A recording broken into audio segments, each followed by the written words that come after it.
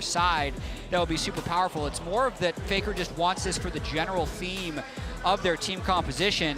And then the Belveth coming in for Blabber as well. It's actually a departure from what Blabber's played for most of the Summer Split. Summer Split was a lot of mount. Put that pressure on, does commit the flash this time around, doesn't find a ton of success, but they are really just trying to tax C9 everywhere, knowing Blabber was topside, knowing he was pushed out there. He's forced to flash and fudge. Now level 6 is up. Oh, he's taken way too much damage from that equalizer already. He's going to go straight. Well, I was going to say, when you use that at that timing to grab flash, then this is before 6, but Owner can use his flag and drag to threaten that with Faker stealing the shockwave, and now you've grabbed Dragon control. Leaving Berserker down bot lane for a long time. It's allowed Keria to push the wave, recall, and now be on the way to Rift Herald, which wouldn't give C9 time to kill it. 2v2 at the top side. The equalizer getting some big value, and now Owner is going to join up with this one, as they do want to extend this play, but not sure if they want to overextend as Sven has come on in. The flag and drag goes in out to the recon. His Owner just doesn't give a damn. He has Keria behind him, gets him in the death chamber. That's the ultimate top shot, and everybody is going down on the side of C9 in the top lane. T1 just burning them to a crisp in the top lane. Well, and I think your guess is as good as theirs at this point in time. It looked very heavily favored even 12 minutes into this game.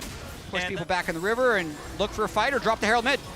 While they're over the wall, they're looking for Sven as he is going to get dunked on, and he's got one hope, his ultimate ability, but that's not going to do enough as he was alone. Keria flying over the wall and throwing Qs at Berserker and Berserker juking them. There was never like a counterplay that C9 would be able to make. Fudge in a lot of trouble. He flashes onto the other side of the equalizer. Zeus just taking this one off. Fudge is still alive underneath this turret. He's just going to get flagged from the heavens as Owner going to pick up his 4th kill in this game. And here's another example. They spent so long on that dive top, so there's 3 people for C9 bot. Defend this turret by himself. This is a cannon wave. So get the top side play to be a success. Unfortunately, Fudge's flash not good enough to get... Hold his own in mid lane and press his F keys really good and talk. He's been pressing his keys pretty well. Owner, once again, maybe it's showboating, I'm not sure. Owner in a little bit of trouble as he does have some help from his squad, but he is going to be able to get away. Blabber gets hooked by the feathers, and now there's a massive equalizer on the entirety of C1. Just trying to, C9 rather, trying to retreat out of this one.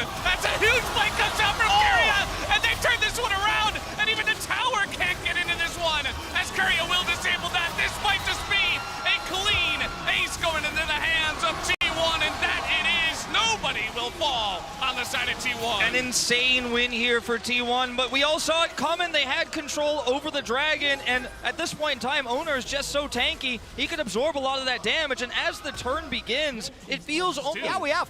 We've had a couple of 24-minute games as well.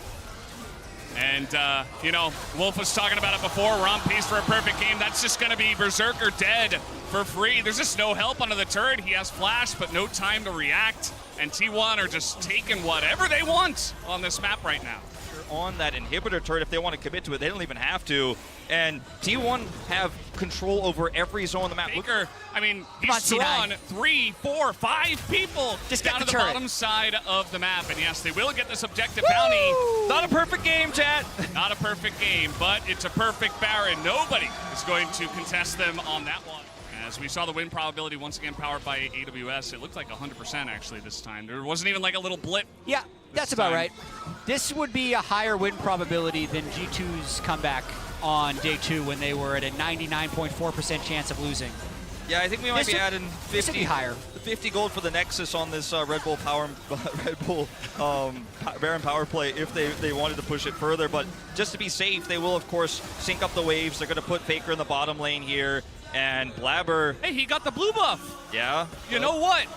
At what cost? That's pretty good. He got the buff. Oh no, he's in a lot of trouble. Yeah, he's being chased down here by Owner.